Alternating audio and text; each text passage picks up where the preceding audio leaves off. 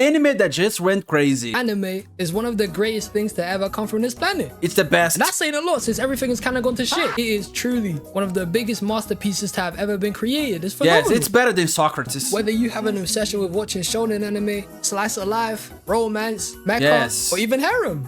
Yes, Harem is way better than Plato. Try your loss. And to think that people in school would really clown you for watching it. They were just jealous that you were on to witness it peak. They hated it. But the point is that anime comes in many different shapes and forms to where anybody could get into it. Giving you some of the best fights that you've Some people like Boku no Pico. seen that you could even compare to some of the best shonen movies. The craziest plot twists that can go band for band with ones in TV shows, or even just the transformations taking over and literally breaking the internet. It's gas. Yes, the best anime of all time is Ichigo transforming himself into an edgy character. There's a lot I can yap and say about anime, as it really just is that life-changing. And with anything popular around the world, leading to there being hundreds of thousands of different anime being made that are some of the greatest that they've ever seen. I'm talking about it can make your top 10 low-key. Which is what I'm here to talk about. Today, my people, I wanted to bring up some of the most underrated animes that Yes, man, this is the greatest I've ever seen that are just straight up cold. And hopefully with what I share with you today, you can just go sit your fowls down and get to binging it. So without wasting any more time, let's jump into the first pick of the video. One of the best shonen animes to ever exist that nobody, and I mean nobody, talks about enough. The one, the only. Yes, Boku no Pico. Okay, Katekyo I watched this one. Boy, I know was this one of the most generational animes. No, I didn't watch Boku no Pico. I watched come out in the early Katekyo 2000s. Reborn. This shit right here is what you call amazing. When it was still getting released, I can say you could put up against the goats like Naruto, Bleach, One Piece. It was up there back in the day. If you haven't seen it or never heard anything about it's a good anime. The problem is all filler. Picture it like this. If you like anything that has to do with the mafia, like The Sopranos or Goodfellas, or even that one shoe from Zootopia that keeps saying Isom, then combine it with random anime bullshit. Hey, and if you like small creatures and cute powers, then you would love Hitman Reborn, man. It's crazy. So go ahead and break down the story. Hitman Reborn is about a kid named Sushi. Get Sushi because his name is Suna, like Teen Arab and stuff. Wait, is this his name? I don't remember. We have a student named Suna who meets a baby hitman named Reborn. And Reborn's job is to tutor, train, develop this kid into the 10th generation mafia boss of the Vangola family. Since Suna the funny thing is, the mafia kill people, and he's not teaching him how to kill. So it's useless. I wanna know how to kill, Vangola, so I can be in the mafia. And they're just trying to keep it in the family, man. But I'm not gonna lie here. The start of this anime is boring, trash. In fact, most anime that came out in like the early 2000s has the most boring first 20 to 30 episodes. They're procrastinating. They just delayed the story. I have to agree. This anime is so boring. From jump, Bleach's start was boring as hell until Byakuya came in and knocked out Ichigo. One Piece got ahead of slow start too. Naruto actually has one of the best starts in anime. He learned Shadow Clone Jutsu from day one. That shit was peak. But once you struggle past the first 20 episodes of this anime, it goes from being a lighthearted comedy show to niggas getting packed, jump. I think the problem with this anime is the beginning is so fucking slow, and nothing happens, and we have a cow, and this cow is so annoying. The action gets crazy. The cow guy. The arc in which you're introduced to mafia members acting as middle school kids, jumping a bunch of students as soon as friends to find them, with their leader being a guy who broke out of a high security prison, Mukuro, who can make illusions and take over people's bodies. Who by the end of the arc gets into a scrap with Suna, where he reveals his first transformation. And this shit was gas. Using the X I think this is the only good arc. For the first time to defeat him. He smoked him in. And then we get into the Varia arc. And shit gets serious here. Where a top assassin group from Vangola came to jump Suna and demanded for the ring. It starts becoming very good, and then so their leader could become head of the Vangola family, leading to them going under a huge training arc to fight these guys, which eventually build up to some of the best fights in the entire show. Like Goku Dera versus Bell, Yamamoto versus Squallow, or even just Suna versus Zanzas. And my guy just freezes his flames. The anime just progressively jumps up in story, abilities, characters, and just becomes way better. Like Suna eventually learns his signature move, X Burner, which is some whole Iron Man shit, where he's using one side of the flames to support himself whilst dealing a huge blast to finesse people. It's mad. And then right after this, we're introduced and then they become just fillers, and they just talk, and the cow is funny and it's annoying at the same time. And best arc of the show, the future arc. It's a chef's kiss, man, I'm telling you. When everybody travels 10 years in the future to fight a family hunted down the Vangola family, they start using things like box weapons, which are a bunch of pets that could turn into crazy shit. Like Suna has a whole pet lion that turns into a flipping cloak, thinking he's Doctor Strange with this shit. And him waking up in a coffin for a time skip is one of the best ideas ever done. This shit was peak. This is cool. It's like Jack Sparrow in Pirates of the Caribbean. 2. I'll be honest, I don't remember a lot from Katekyo Hitman Reborn, considering the last time I saw this was when I was like 10. But all these little moments and memories that come back to me just make me realize that this piece of pure entertainment was so ahead of its time. Like, I can't think of a more drippy power system than the flipping 7 dying wolf flames of the sky. Look at their rings! The different flames they all had, the different colors. Okay, now I'm gonna contradict myself, but I think this is cool as fuck. It's so cool. The shit they can do with half of their powers. If you had to take this and compare it to other power systems and most that are made today, like Shikai's from Bleach with Renji's, come on, bro, you know this is way better. They had mad fashion as well. The drip was beyond. I genuinely think the reason why this anime wasn't as popular as others coming out at the time was because A, it didn't have an English dub, and B, it was going band for band with shows like Naruto, One Piece, and Bleach. No, I think it's because most of the part of the anime is just boring filler episodes, and it's so fucking annoying. So that's a problem. But hands down, this anime is the greatest hidden gem to ever exist. Look, I've never seen this anime get enough love. From the opening I think the problem is this anime is when it's good, it's so good. And when it's bad, it's like, come on, I don't want to see the sun anymore. And I love the sun. To the characters, my goat Lambo. But this like, I spend half of my day looking at the sun and burning my eyes. Needs the Full Metal Alchemist treatment, because if they could come back and animate the rest of the manga, oh man, it's peak. If you haven't seen Hitman Reborn, go watch it, man. It's amazing. And No, wait, do my eyes deceive me? Wait, ladies and gentlemen, at the time of recording this, Hitman Reborn is getting a reboot. Oh my god. So cut off the fillers, and it's a good anime. I have to say this. Cut off the fucking cow smiling at the neighbors. I don't know. Cut that shit out, and it's a good anime. Times like this, the rhyme like, nah, I can't.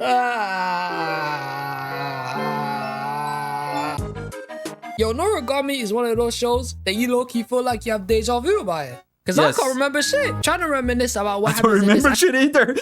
Yeah, that's funny. I don't remember it. Anime feels like a fever dream. I low-key forgot it even existed and then had an epiphany remembering how tough it was. And it was just the shit back in the day. Noragami is that one show that no one remembers, but if you were to go back to it, you would realize that it was just straight fire. Noragami is set in a world where negative emotion like jealousy, rage, or just crash out behavior manifests my favorite emotions, to be honest. Things called phantoms. It's kind of similar to JJK and their curses. And these phantoms only have one objective: they keep causing pain and fueling that negativity onto humans. And some of the only people that can see these phantoms are animals and babies. They get traumatized from this. In the first episode, we're introduced to our main character, Yato, a god who wishes to become one of the most praised and to one day build a shrine with all his fame. And this guy is... I think this is a noble thing to do. I want to be adored by everybody. I want to be worshipped. I think it's a good thing. I think it's a beautiful dream. Oh, money. He's broken at me. And I say something because I eat raw bread. But the man literally works for 5 yen. 5 yen is 2p in England. That's infinite times lower than the national wage. This guy has no money. Not to mention he carries it in a giant liquor bowl. He's struggling. He's never going to make it. After the first fight, Yato's regalia, which is a spirit that can become a weapon, decides to leave him because he's a bomb. Switch up on your day ones, man. Eventually, we meet a girl named Even his sword doesn't like him. He's interested in combat sports and likes to fight people. She gets run over. After a fight with a giant toad phantom, Yato explains that Hiyori's body is slipping in and out of consciousness. That with her being able to split out of a spirit version of her body and her actual body, it's the way it's gonna be from now on. She's cooked. Yato eventually goes on to looking for another regalia. Man. I don't think I would notice. Like, if that happened to me and I have to leave my body all the time, I don't think I would notice. I think it would take to me 4 to 5 years to start noticing that, wait, I'm not inside my body anymore. Instead, the only way you could take down phantoms, which then leads the story into introducing Yukine. And Yukine, he has a hard life, man. Becoming a regalia man, he became a spirit. Or in other words, he died at a young age, and throughout the rest of the 12 episodes in the first season, we just see Yukine go through his struggles and trying to accept the fact that he's dead and didn't get to live a normal life. Yes, that's good. I think that's awesome, because if you die young and you become a spirit and your spirit is young forever, like you're kind of immortal. So it's fucking awesome. You never get old. So it's a perfect scenario. I start finessing the windows with a baseball bat. Start stealing skateboards. Yeah, and let's go. I just started moving. Let's be young forever. Let's break things. Let's smoke weed. Because he could, which in turn affected Yato. Since regalias and gods are linked, meaning whatever bad and selfish acts Yukine committed earlier would fall back on Yato. causing him to go through immense pain and giving him something called blight, which is like getting an infection that's hard to get rid of. As much as this anime is full of a bunch of jokes and unserious moments, like a guy literally yeets himself off a building because he got played by the god of poverty. She was making you broke, leave her be. But the story and deeper dives sometimes you have to do this. Into some of sometimes you have to jump. Are decent. Like Yato, before he became this little joker, was a god of war. Slaying people, killing regalias. And to imagine this is the same guy now is kind of mad. And Yukine, struggling to come to terms with that he's a dead kid, with no other purpose than to be a regalia, a weapon to destroy phantoms over and over again, never having the luxury of a family, friends, PSPs, going to school, or just it's all good, man. So it's there's no bad point about it. There's no bad side about it. Come on, I don't have no responsibilities. I don't have to raise my child. What being his age would have amounted to is relatable in a way. And it's no wonder that Yukine decided to smash all that stuff in the middle of the season. Because if I was in Yukine's shoes, I mean, shit, being a ghost like that is probably cool, man. Everything's for free. But Noragami brings so much different elements to it. And it's only 12 episodes. I'm really talking about the first season since I don't remember a lot from the second. Maybe it's worth a rewatch. But I don't know if people like the second season. I don't know because I didn't watch it. This is anime heavy growing up. I thought it was just a cool side thing you could binge while waiting for the next episode of One Piece. I mean, these were the times when I was watching anime religiously. I'm saying 5-hour streaks on non-stop back-to-back 20-minute episodes. Good times. I was marathoning it.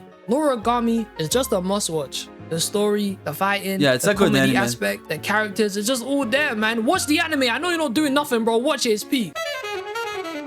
Okay, this one I don't know. Great Pretender. Used to make millions of different emails so I could get free PlayStation Plus every time. I know what it's like to be a scammer. And this anime exactly shows the type of person I am. Great Pretender might have been one of the greatest things to have ever come out in lockdown. This show is genuinely more appealing to watch than most anime that comes out today. When it's down to the art style, the personalities, the whole gang shit that happens every now and then. This anime is peak. It was beyond. Man, the design this is so beautiful. This if anime. If you've never heard of or don't know Great Pretender, it's basically an anime about a bunch of con artists swindling big bads and jacking all their money. Like, if you're a person who used to binge watch Nickelodeon movies, if you remember one of the greatest movies on there, Swindle, it's basically Swindle. No, I don't know. I don't know this one. Great Pretender follows the story of a kid named Makoto Edamura, who was a swindler back in Japan, who scammed people to cop water filters, even though there was no need to even get them in the first place. The water filters don't work. Eventually, Edamura comes across a traveling tourist in Japan named Laurent, who is also a con artist, and gets Edamura to come with him and work alongside his crew to scam big, evil, rich people out of their money. I don't know, but it resembles Durarara. First guy, who by day is a movie producer, working hard on creating the next Interstellar movies,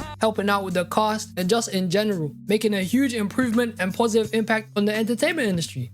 And then by night, he's a drug dealer. It's kind of like Gustavo Fring. The team of con artists basically just make their way and infiltrate his organization using a bunch of lies and deception, using the fact that Makoto's from Japan to say he's some big chemical manufacturer there to sell drugs. Walter White type shit, which aren't drugs at all, and it's just some random Japanese branded candy. Which surprisingly works against one of the girls. I think that the most beautiful thing about this anime, it's the backgrounds. I think this is so original and so beautiful. Oh wait, it turns out that the girl that moved crazy was also a con artist and is in on the scam. She just infiltrated the drug overlords group and was just overreacting to sell that these candies actually got some magical dust in them, you feel me? Eventually the drug boss is convinced that these actually work and is willing to buy the candies they have on hand plus the recipe for $100 million. That's a lot of money, man. Getting Edamura to make the drugs in front of him so they know it's legit. But wait, the FBI jumps the scene and starts holding these men at gunpoint and start moving crazy, leading to them killing Lauren and Abby, the other two con artists. Wait, she dies. Which then gets Edamura to hold one of the FBI agents at gunpoint to get himself and one of the bodyguards he was staying with out of there safely. Then the whole factory blows up. Edamura eventually chases up to the boss who caused the explosion in the first place, with them eventually getting picked up by the FBI. And then the boss pays off the lead agent in charge for $100 million. It's nothing, man.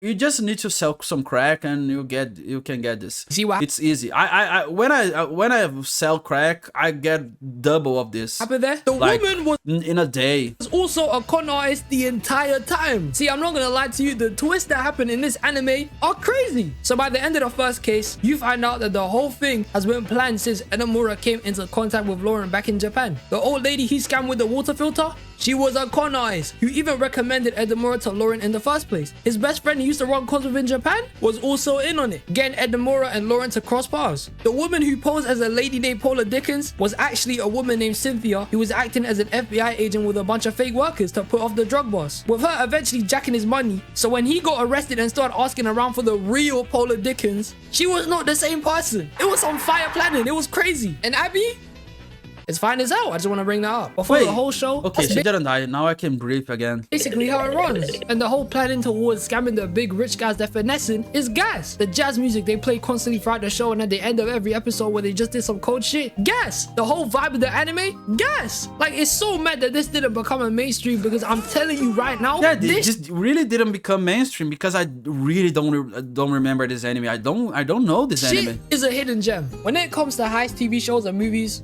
they ain't really my thing. The only type of movie I've seen like this is Snatch, which is sick as hell if you haven't seen it either. But great. The only type of movie I watch is Little Mermaid and Aladdin, and that's it, man. I only watch those. Pretender is an anime you literally jump into, and it's already amazing. The story gets better in the first season over time, with it breaking into characters' backstories of how they even became con artists. They pull off even more crazier shit, but I'll be real though, the first case is probably the best one, because all the stuff that happens in there is the most least unexpected. Wait, this is okay. There's a long story happening, so it's not episodic. You wouldn't see it coming. And all in all, it's just a 9 out of 10 show. Wait, if you haven't seen good anime. Get to know. There's even I think 9 out of 10 is a good. I think it's a good rating. YouTube video from it that has 24 million views. That should be enough for you to get to watch it. But hey, these were some anime I think are truly amazing and definitely need to be given a chance. If you man got any more you think others should watch, or disagree with any of the three, I think he has great opinions. I like those animes he talked about.